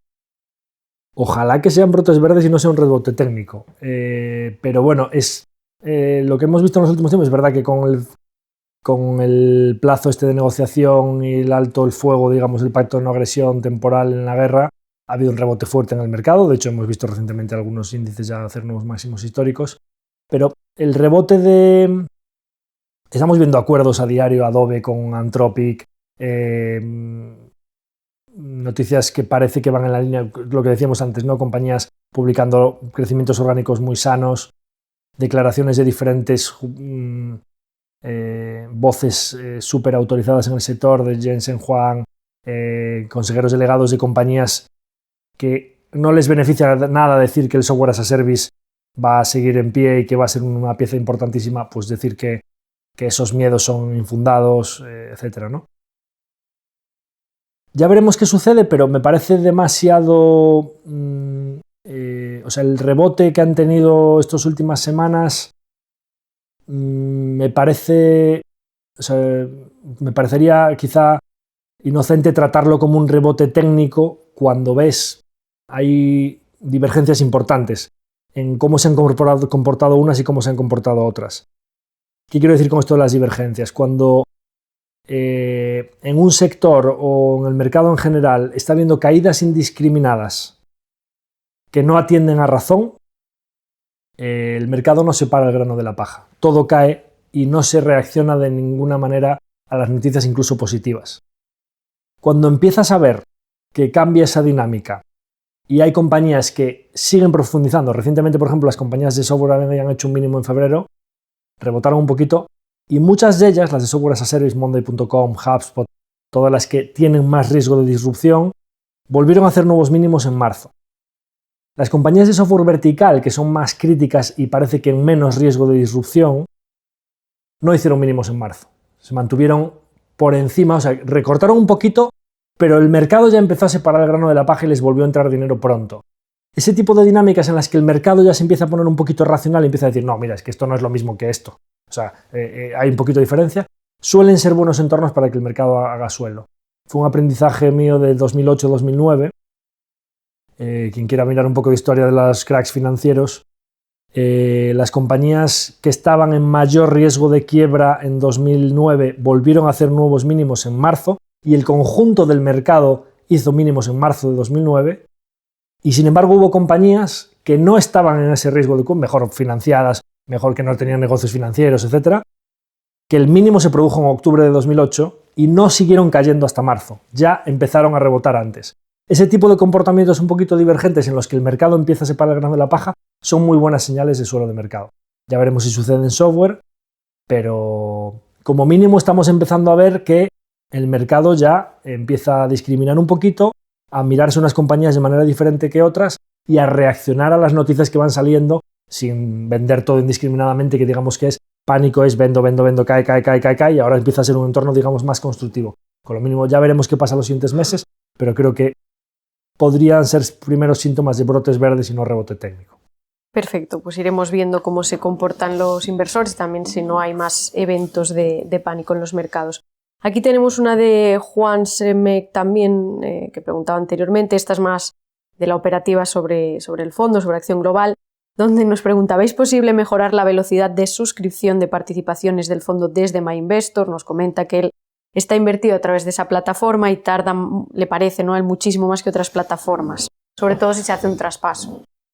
No creo que sea tanto de la plataforma como que nuestro fondo liquida en D+3. Entonces, al final, al liquidar en D+3, si coges la hora de corte de las 12 de la mañana y suscribes o traspasas o lo que sea antes de las 12, el D+3 es lunes, martes, miércoles, jueves. Pues te toca el jueves, o sea, computa el jueves. Pero si ya pasó la hora de corte, imagínate, metes una orden el lunes al mediodía, a las 2 de la tarde, como ya pasó la hora de corte de las 12, realmente esa orden entra el martes. Entonces, martes, miércoles, jueves, viernes. O sea, que te estarías yendo, metiendo una orden el lunes por la tarde, te estás yendo al viernes. Hemos intentado negociar por activa y por pasiva que nos redujesen ese D+3. El problema es que nuestro fondo es un compartimento de gestión boutique donde hay otros compartimentos. Y aunque nosotros no somos un fondo de fondos, invertimos directamente en activos en directo, comprando directamente las acciones de las empresas, en nuestros otros compartimentos sí que tienen fondos, ETFs, etc. Como esos fondos a su vez invierten en directo, tiene que generarse el valor liquidativo de esos fondos para que llegue toda la información al paraguas matriz y digamos que se recalculen todas las liquidaciones. Eso a nosotros nos perjudica porque Andbank necesita liquidar en D+3 para que toda esa información fluya y veo difícil como mínimo a corto plazo que lo podamos reducir. En los traspasos además se suma que no solo tienes que hacer un reembolso, sino que tienes que hacer un reembolso y una suscripción. Entonces, y solo cuentan días laborables. Entonces, cuentas la fecha de reembolso de tu fondo, si es internacional un poquito menos, si es nacional un poquito más, metes el fin de semana por medio, más las fechas de suscripción del nuevo fondo, y te puedes ir a hasta 10 días hábiles, que con una semana por medio a lo mejor son pues casi 12 o 15 días, ¿no? Pocas posibilidades de que lo podamos reducir, pero también diría, es imposible saber a qué precio vas a entrar, o sea, como es imposible saber dónde va a estar el mercado dentro de 5, 10 o 10 días, quizá eso ayuda a que realmente tomemos decisiones de largo plazo, ¿no? O sea, que realmente no estemos mirando qué va a pasar la próxima semana, qué va a pasar por los próximos 10 días. Obviamente, si quieres reembolsar un dinero y necesitas el dinero en la semana, pues cuanto antes te reembolse mejor, pero creo que son plazos 3 días, 5 días, etcétera, que para alguien que realmente esté montando cartera para años vista no deberían ser relevantes. Sí, perfecto, aclarado entonces. Tenemos otra, volviendo un poquito a la pregunta anterior de ese mercado que no discrimina. Fabito nos pregunta, ¿no crees que la irracionalidad del mercado a corto plazo puede ser debida a la indexación temática, que igual que compró en su momento, ahora vende sin mirar nada más que la narrativa imperante? Sí, la indexación es probable que genere ineficiencias importantes conforme va avanzando y cada vez más porcentaje del mercado está invertido en estrategias pasivas que simplemente replican los índices. Se producen ciclos de retroalimentación tanto positiva como negativa. Las empresas que cada vez pesan más en los índices o reportan bien van aumentando su peso en los índices y cuando los inversores compran una estrategia pasiva, los iShares, BlackRock, etcétera, tienen que ponderar esas empresas por su capitalización y conforme van aumentando de capitalización, ese círculo virtuoso se retroalimenta y es muy probable que pase lo mismo, pero al revés, ¿no? Se castiga un sector en concreto, esas empresas pesan menos, tienen menos peso en los índices y cada vez van recibiendo menos flujos. Eso, por supuesto, pues hay que saber que es así y parece que la tendencia a la indexación, al revés, digamos, de lo que se puede pensar de reducir las oportunidades, probablemente en los próximos años eso implique mayores ineficiencias, periodos de mayor volatilidad y mayores oportunidades para los que somos inversores activos y buscamos esa aguja en el pajar o buscamos levantar piedras para encontrar joyas ocultas, ¿no? Perfecto. Tenemos ahora un par que hemos recopilado del episodio de Invertir en Distribuidores. Nos preguntaba Matthews Fieira. Indudablemente son negocios extraordinarios con un gran moat, pero las valoraciones a las que están dan un poco de vértigo, ¿no? Sí, a ver, supongo que se refiere concretamente a las suecas, a Aptec y Lagercrantz, que están siempre a un múltiplo bastante elevado, porque, por ejemplo, Halma está a 23, 24 veces, que tampoco es tan alto, y Diploma andaba estos días a 20, 21 veces, y es una historia, pues están las dos haciendo máximos históricos, son dos bestias, ¿no? Y Lifco ha llegado a estar a 28, 30 y está ahora a 22, 23 veces, ahora ha rebotado un poquito. Pero claro, es que las Lagercrantz y Aptec esas no se han movido de 28, 30 veces, que es exigente. El mercado las paga con prima, primero porque tiene mucha visibilidad en que desplegando capital a una tasa alta, más los orgánicos, el crecimiento de los beneficios de los flujos de caja va a ser alto y entonces ya se anticipa y sabe que simplemente te sientas y esperas y comprándola 28 veces, si te compone al 15-20% anual, muy rápidamente en 2 o 3 años se te ponen por debajo de 20 veces y como el mercado no las paga menos de 20, le mantiene un múltiplo alto, pues te llevas lo que componen. Y luego porque en todo este proceso de disrupción de la inteligencia artificial, claro, el dinero se tiene que refugiar en algún sitio, ¿no? Ha subido la energía, he dicho que los sectores cíclicos lo han hecho muy bien, pero claro, el mercado dice, software, riesgo de disrupción, retail, mal sector, va buscando y dice, distribuidor industrial de piezas críticas, es que ni Amazon, ni la inteligencia artificial, el riesgo de disrupción es muy bajo. Entonces, valor terminal alto, mucha visibilidad en el crecimiento, el mercado le asigna una prima.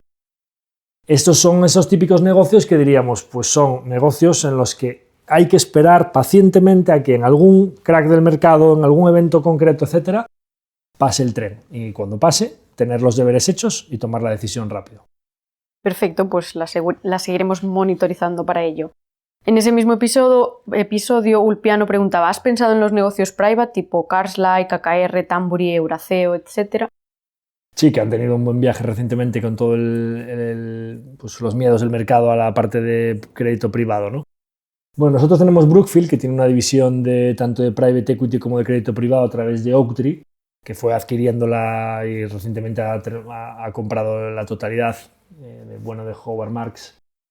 Y todas estas KKR, etcétera, son bastante black box. O sea, cuando te pones a analizar sus números, son muy caja negra. O sea, es muy difícil saber cómo tienen valorados los activos, si de repente va a venir un evento que tenían mal valorados los activos y pueden tener impairments importantes, tienen varios años muy buenos y de repente años malísimos. O sea, me gustan menos que Brookfield, porque además Brookfield, como está más diversificada, tiene activos físicos, tiene la gestora de activos que es un stream recurrente de fees, tiene la parte de private equity y crédito privado, tiene la parte de la aseguradora que le da un flotante que apalanca mucho los retornos de toda la parte de su inversión y de su gestora.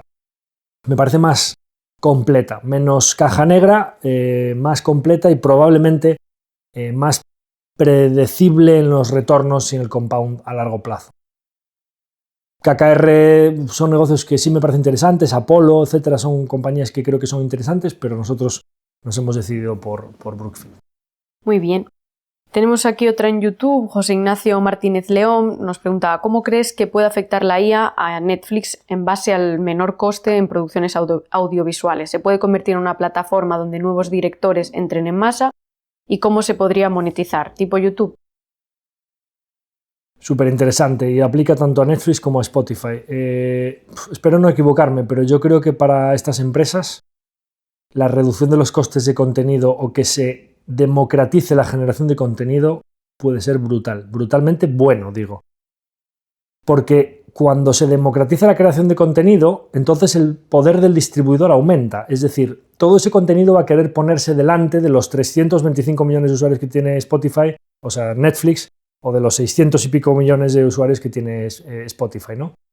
Con lo cual, dado que le pagan, en el caso de Spotify, royalties muy importantes a los sellos musicales, o le pagan a todas las productoras, los estudios, etcétera, mucho dinero para producir contenido propio, en ambos casos, si hay menos contenido, o sea, si en Spotify hay mucho más contenido que no pague royalties a los sellos musicales, como pasa con los podcasts, etcétera, para los márgenes brutos de Spotify va a ser brutal, porque cada vez un porcentaje más alto del contenido va a pasar directamente de los creadores a los consumidores, y para eso necesitas Spotify, que es quien está en el medio. El poder del embudo aumenta.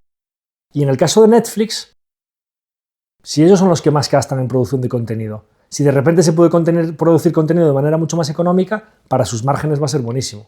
Porque es muy poco probable que Netflix diga: mira, es que como esta peli, da igual, con muchos efectos especiales o de animación, antes nos costaba X y ahora nos cuesta X dividido entre 2 porque con ella lo hacemos mucho más barato, dudo mucho que Netflix le diga a los usuarios: mira, te bajo la cuota de 20 a 10 porque ahora el contenido me resulta más barato de producir. Lo veo difícil.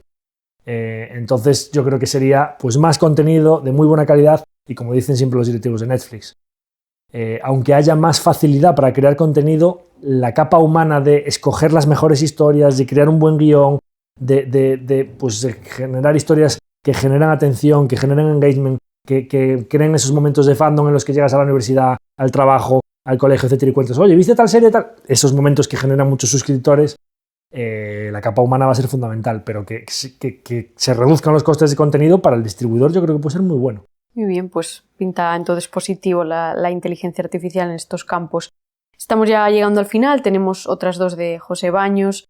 Nos preguntaba: ¿cómo valoras en las empresas quality el factor múltiplo razonable? Es decir, si pagamos un múltiplo alto, imagina por 35, una caída a por 27, 28 te hace un roto, y esto puede pasar con la empresa yendo bien. Muy buena también, José, gracias. Hay varios ejemplos recientes de que el múltiplo, el precio tarde o temprano importa. Dos, digamos, paradigmas de la calidad en los últimos tiempos que estaban siempre cotizando a múltiplos muy exigentes son Hermès y Ferrari, ¿de acuerdo? Son empresas que el mercado sabe de sus bondades, saben que tienen mucho poder de fijación de precios y que sus subidas de precio les producen costes incrementales nulos y que entonces eso va directamente al margen. y saben que sus clientes son muy poco sensibles al ciclo económico y que siempre van a aspirar a tener pues, un bolso de Birkin o el modelo de Ferrari en cuestión. Eran dos compañías, en el caso de Hermès llegó a estar a 40-50 veces beneficio operativo y en el caso de Ferrari pues no sé, 35-40. Y en el mercado pues había argumentos de que pues lo merecen porque siempre han estado a múltiplos muy altos y aún así te han dado un buen retorno, porque si ese múltiplo se mantiene estable en el tiempo y las empresas crecen a doble dígito más la expansión de márgenes, pues te llevas ese rendimiento, ¿no? Hemos visto en los tiempos recientes que incluso las mejores, y a eso iba la pregunta aquella de calidad pero a precio razonable, incluso los mejores negocios del mundo, tarde o temprano se llegan a poner a precio razonable. Las dos, Hermès y Ferrari. Hermès venía de 3.000, han mandado a 1.600, precio muy razonable, 22, 23, 24 veces beneficio operativo, la mitad de lo que llegó a estar, y Ferrari lo mismo, ¿no? Miedo a la transición al coche eléctrico, etcétera, etcétera, y también. Entonces, conclusión, totalmente de acuerdo con José, por muy buena calidad que tenga un negocio, nunca se pueden pagar 35, 40, 50 veces beneficios operativos, y todo lo que suba demasiado de 20 veces su beneficio operativo, si tú haces la inversa, beneficio operativo dividido entre el precio que estás pagando, si tú quieres hacer doble dígito y inviertes a un earnings yield mucho más bajo de un 5 o un 6%, más lo que crezca, difícilmente, o sea, si tú pagas 35 o 40 veces beneficio operativo, por muy bueno que sea un negocio, tiene que crecer muchísimo para que se justifique, teniendo en cuenta que a 40 veces pues estás obteniendo un earnings yield del 2,5%, con lo cual tiene que pasar algo muy fuerte con los beneficios para que tú obtengas un doble dígito, ¿no? Esto es un poco diferente en las empresas muy estables, como son, pues eso, crezco al 8, 10, 12%, como son el caso de estas de lujo, y más apalancamiento operativo, etcétera, de una empresa de supercrecimiento, como han sido los casos de Netflix o de Tesla, etcétera, estos últimos años, en los que puedes permitirte, en esos momentos en los que aún no han pasado en break-even, que aún no han llegado a márgenes operativos positivos, pagar múltiplos altos si tienes mucha visibilidad en un TAM grande, penetración de ese TAM, ejecución de un equipo visionario que va muy directo hacia el consumidor, etcétera, y que pues entonces pueden pasar cosas muy potentes que si te duplica o triplica beneficios durante varios años consecutivos, pues puedes permitirte pagar un múltiplo de 30 o 40 veces y que sea una extraordinaria inversión, ¿no? Entonces depende un poco de la filosofía de inversión. Sobrepagar por calidad estable, ya madura, es un error. Historias de, pero claro, historias de supercrecimiento, si se frena el crecimiento también te las van a... Entonces, depende de qué tipo de inversión estemos hablando, hay que asignarle el peso adecuado en la cartera. ¿Vale? Muy bien, perfecto. Hemos hablado ya de la importancia o la utilidad de la renta fija en las carteras. Pregunta también José, ¿cómo se equilibra una cartera de renta fija a medio plazo? Las expectativas de subida empujan el precio a la baja, pero los cupones de los bonos están ahí. Por otro lado, la compra de nuevos bonos, ¿no? La renovación incorpora a la cartera títulos con tipo de interés más alto. Claro, muy buena pregunta también. Es lo que hablábamos un poco de que la renta fija no es fija, sino que cuando tienes renta fija de duraciones largas, la subida de los tipos de interés te penaliza mucho. Lo explicamos, creo que fue también, no sé si en el episodio pasado o hace dos, ¿no? En alguno de los recientes. Un impacto importante de un punto en los tipos de interés, y el bono tiene 10 años para el vencimiento, tiene que repercutir esa variación de un 1% durante 10 años, con lo cual te puede caer el precio del bono en el mercado frente al nominal que pagaste, pues un 10%, ¿no? Para que con esa convergencia con el 100% del nominal compense la rentabilidad mayor de bonos que se están emitiendo ahora en el mercado, pues en vez del 4 al 5%, ¿no? Es verdad que cuando suben los tipos de interés tus precios caen, pero si tú dejas que eso vaya madurando y vas cobrando los cupones, no solo obtendrás la convergencia con la media, con lo cual te vas a llevar el yield del momento en el que compraste, no del posterior que subieron las yields, y además si tu fondo de renta fija va rotando la cartera, va a empezar a rotarla por bonos que pagan un interés más alto porque han subido los tipos de interés. Entonces, para un inversor que invierta a los plazos de la duración media de la cartera que compró, los movimientos de los tipos de interés intermedios, si cuando venda esa cartera después del vencimiento los tipos están en el mismo punto en el que entró, se va a llevar la rentabilidad que haya tenido, salvo que haya un evento de crédito y alguno de los bonos de cartera impague, etcétera, etcétera. Pero por lo general a nosotros no nos suele gustar mucho esa exposición a tipos de interés. Nos suele gustar más una duración más corta, como hablaba en el caso de los monetarios, que no tengas una sensibilidad a tipos muy alta y que no estés expuesto a ahora están los tipos al 4, ahora están los tipos al 2, etcétera.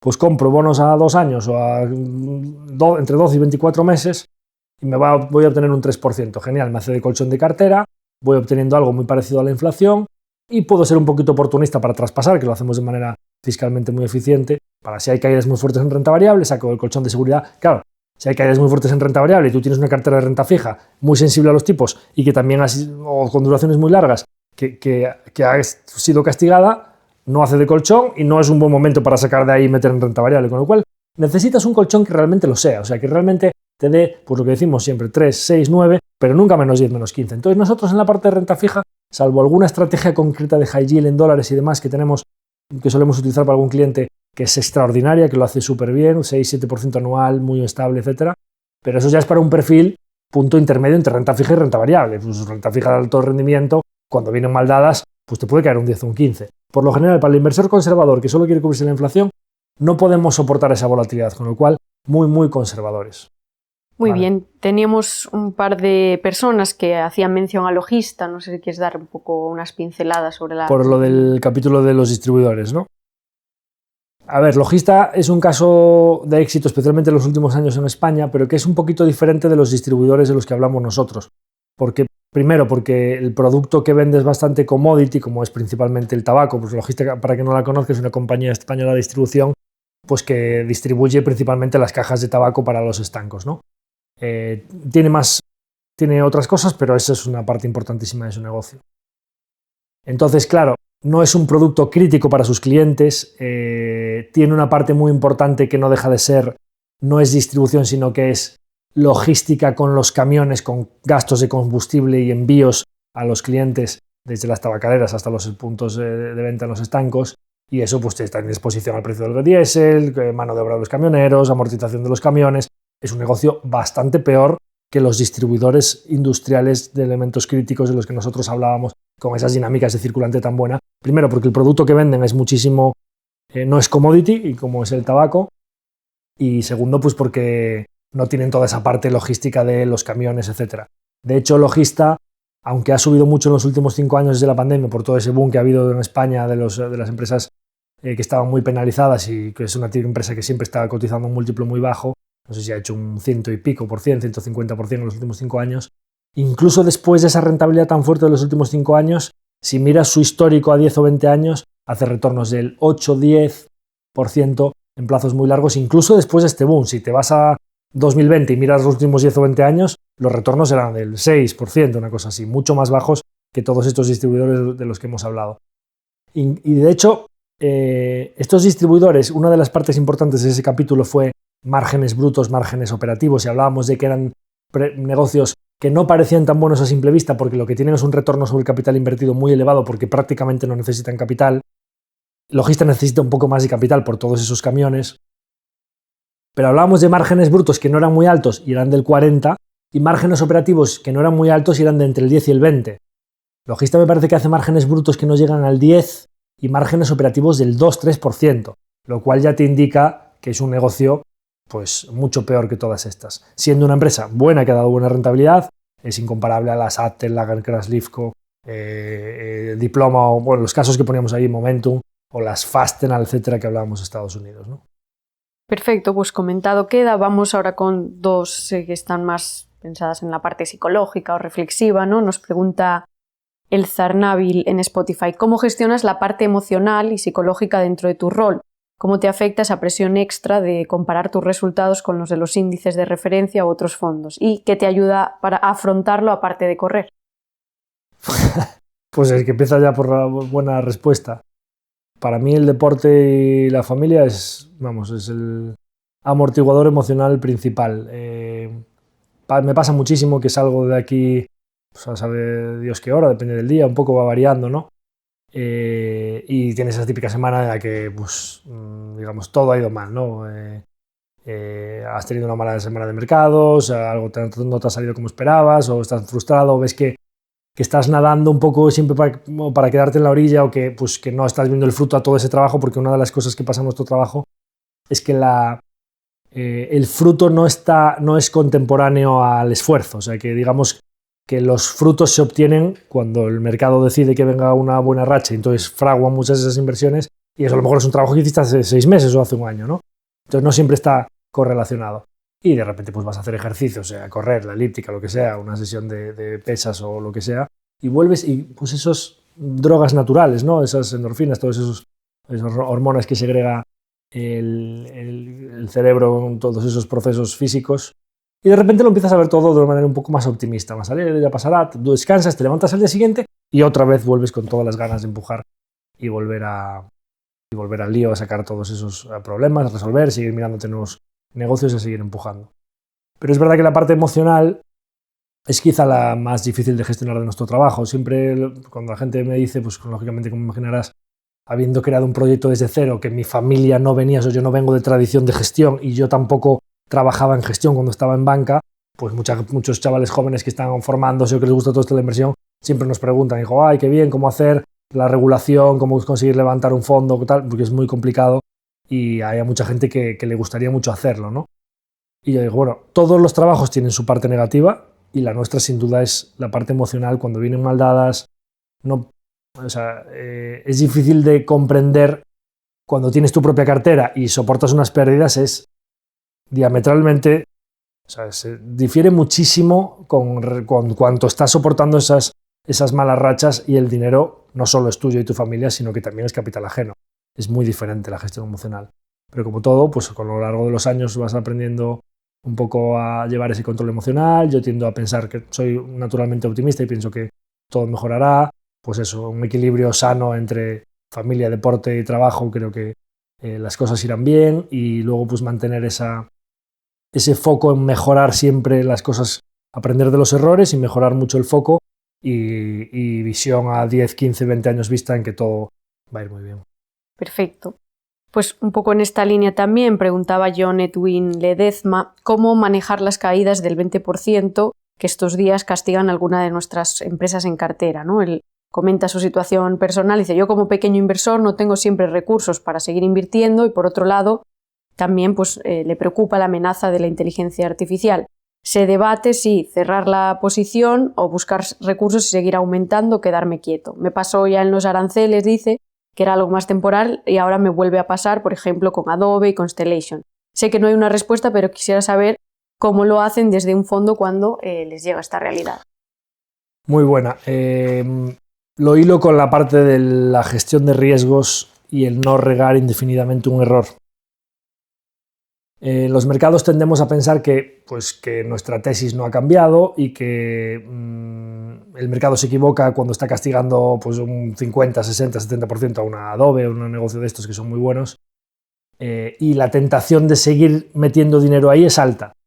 Pero creo que solo sé que no sé nada es una máxima importante a aplicar en cuanto a que cuando tú tienes tomado una posición, el riesgo de que se convierta en una trampa de valor y que tú sepultes indefinidamente más y más recursos ahí es inasumible. O sea, la posibilidad de que tú te descapitalices porque te equivoques, no puedes asumir ese riesgo.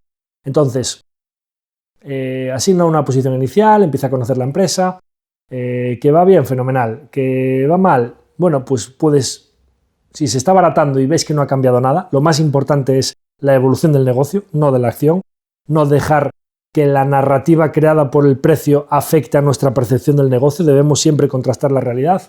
Y entonces decimos, bueno, el negocio sigue evolucionando bien, tengo una visión clara, me he empapado de toda la información de que teníamos proveedores, clientes, etcétera, no de lo que dicen en Twitter, ni de lo que dicen por ahí en redes, ni en Reddit, etcétera. No lo que opinan otros inversores que tienen la empresa en cartera y que por definición van a estar sesgados hacia las bondades de esa empresa. No, contrasta todo, doble check y haz tu propia diligencia, ¿no? Tengo mi opinión formada y creo que estoy muy cerca de la verdad. ¿Se ha puesto más barata? Bueno, pues asígnale X capital más y punto. Tienes que poner un límite máximo. Mi límite máximo es 3% por posición. 3% por posición. Bajo ningún concepto, aunque se haya puesto más barata y digas, no, es que 5, 10%, porque esas pérdidas son irrecuperables. Y suele suceder mucho que tendemos a regar los errores y a cortar. Esto ha subido mucho, se ha puesto caro. Es que por eso es tan difícil, ¿no?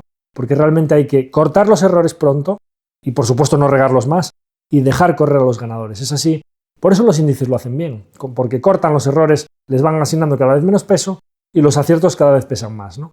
Con lo cual hay que intentar replicar con nuestra cesta de nuestro universo de inversión, quien invierta en materias primas, quien invierta en calidad, quien invierta en vale, lo que sea y tal, hay que intentar replicar en nuestro universo de inversión esa asimetría de que los que suben pueden subir indefinidamente y los que caen los cortamos pronto. Con lo cual, gestión emocional, difícil, pero nunca obsesionarnos con una empresa y asignar más capital, porque si termina siendo un error, ¿cuántas veces tienes que acertar para recuperar toda esa cantidad de dinero que has sepultado ahí? Con lo cual, prudencia y gestión de riesgos. Vale. Perfecto, aclarado. Pues ya para cerrar, tenemos una última de Antonio, que nos escribía a través de YouTube. Nos dice: me gustaría conocer tu opinión, tu punto de vista, sobre Ferrari, si está justificada su valoración y si será capaz de recuperar sus márgenes, aunque su agenda de vehículo eléctrico no sea la esperada. Y cambiando un poco de tema, nos dice: lo último que sale de Cloud en apariencia da vértigo. ¿Marketing para su salida a bolsa o existe una real disrupción que hará peligrar algunas partes de la tecnología? Muy bien, también dos temas de plena actualidad. Ferrari, ya hablamos ligeramente de ella hace un momento. También le he dado muchas vueltas. Hay un tema en Ferrari que es importante, que creo que deberían, tanto pues, quien la tenga en cartera, supongo que ya lo conocerá, pero quien se lo plantee debería poner bastante el foco ahí. Y es que yo creo que bueno, se han comprimido los múltiplos recientemente, has pasado un múltiplo muy premium como Hermès de 40 o 50 veces a algo que parece más razonable, pero cuando miras el estado de flujos de efectivo, creo que está más cara de lo que parece ópticamente, porque una cosa es el beneficio operativo, que es un múltiplo muy fácil, EBIT, ves la capitalización, etcétera, enterprise value, etcétera, pero en el flujo de efectivo, una parte importante del cash flow operativo va a CAPEX, que eso por supuesto hay que descontarlo porque aparte se va a ir amortizando, pero hay una parte muy importante también que va a activación de intangibles por investigación y desarrollo. Esto no va a la cuenta de resultados porque no es un coste, lo están activando en el balance porque se supone que están pues, desarrollando todos esos coches o posibles plataformas eléctricas del futuro, pero requiere y mucho de que rentabilices esas inversiones, porque conforme vayan yendo a la amortización de la cuenta de resultados, esos activos que está restándote flujo de caja, pero la gente no está teniendo en cuenta que te están minorando las ganancias operativas porque aún no se ha amortizado. Si tú coges el flujo de caja y le descuentas el CAPEX, te da una valoración, pero si coges el flujo de caja y le descuentas el CAPEX y la activación de intangibles, te da una valoración muchísimo más alta de lo que parece. ¿Cuál es la clave? Si consiguen rentabilizar esos intangibles que están activando, que les está produciendo una salida de flujo de caja a día de hoy, en mayores ventas porque coches eléctricos los venden más altos, etcétera, y ya veremos qué pasa con la transición al eléctrico, cuando el propio CEO ha dicho que sus clientes le han dicho que no quieren ni oír hablar de eléctricos, que les encanta el rugido de un motor de Ferrari, pues ahí tengo poca visibilidad. Sin embargo, también pienso que han sido muy prudentes en la guía que han dado y que probablemente solo con sus clientes actuales, con el tipo de coches actuales y los modelos que vayan sacando, subiendo un poquito los precios, probablemente se haya puesto a un buen precio, ¿vale? Pero es posible que haya más riesgo en la transición al eléctrico de Ferrari que en que Hermès siga vendiéndole bolsos Birkin a sus clientas que están en lista de espera durante meses o años y que cada vez a un precio un poquito más alto. Digamos que en el cuero hay menos disrupción que en el rugido del motor de Ferrari, no sé si me explico. Entonces, a igualdad de precio, con todos esos ajustes de los intangibles, etcétera, pues nos decidimos por aumentar en Hermès y de momento mantenerlos a la espera en Ferrari. Cloud. Anda que no nos ha dado dolor de cabeza Anthropic y todos sus modelos de cloud con la caída de software, servicios de suscripción para el sector financiero, ratings, etcétera, ¿no? Ya veremos qué sucede. La verdad es que somos accionistas de Anthropic a día de hoy, tanto a través de Google como con los acuerdos que está haciendo con Amazon y también un trocito de propiedad. Que le vaya bien a Anthropic, yo creo que para los picos y las palas del cloud, tanto de Google como de Amazon, como por el trocito de propiedad que tenemos a través de Google y Amazon principalmente, creo que va a ser bueno. Siempre digo lo mismo, si nosotros cogemos la exposición que tenemos a disrumpidas por la IA, software verticales, Constellation, etc., y a posibles ganadoras de la IA, entre las cuales por supuesto está Tesla en esa transición a la IA física con conducción autónoma y robótica, Microsoft por su parte de Azure, Google por su parte de Google Cloud y por Gemini y AWS, o sea, Amazon por su parte de AWS, o sea, por el cloud que venden para terceros, pero también ahora con los chips Trainium, etcétera, tenemos un 22% de exposición a posibles ganadoras de la IA y un 15% a posibles disrumpidas. Para nosotros sería bueno que vaya bien la inteligencia artificial, que aumente la productividad, que la sociedad consiga ser más eficiente con menos tiempo y que pues, todos los centros de datos y la capacidad de infraestructura que se está desarrollando vaya para adelante. No tengo muchísima visibilidad, como pasa en cualquier disrupción tecnológica. Ahora el mejor es Cloud, pero hace un par de meses era Gemini y hace un poquito más era ChatGPT, y parece que todo esto de los modelos en algún momento podría llegar a ser bastante commodity, pero que solo unos cuantos jugadores con la escala suficiente van a poder tener un modelo muy bueno por la cantidad de recursos que hace falta invertir en la computación, etc. Y posiblemente haya 3, 4, 5 modelos grandes generales que todo el mundo utilice y que esté suscrito a uno a otro, y luego modelos más específicos para nichos y para utilizaciones más concretas o incluso adaptadas para una empresa, para algo que se lo generen específico, ¿no? En todo caso, pues me cuesta ver que todas nuestras empresas de software sean perdedoras, y solo con que algunas vayan razonablemente bien y algunas de las ganadoras de la IA vayan razonablemente bien, por esa simetría de los retornos de que lo máximo que puedes perder en una perdedora es el 100 y lo máximo que podemos ganar en una ganadora es ilimitado, comprando y manteniendo, creo que a largo plazo los retornos deberían ser buenos. Pero sin duda, todo lo que está haciendo Darío Amodei, Anthropic, etcétera, súper interesante para seguir, porque ahora mismo está en el candelero total y nos ha dado muchas sorpresas recientemente. Muy bien, pues cerramos ya, si te parece, con estos temas que son muy interesantes. Hasta aquí el consultorio de esta semana. Como siempre, os agradecemos a los que habéis llegado hasta el final. Si os ha resultado interesante, pues que lo compartáis con vuestro círculo cercano, nos valoréis positivamente en las distintas plataformas y pues hasta el próximo episodio. Gracias a todos, hasta la próxima semana.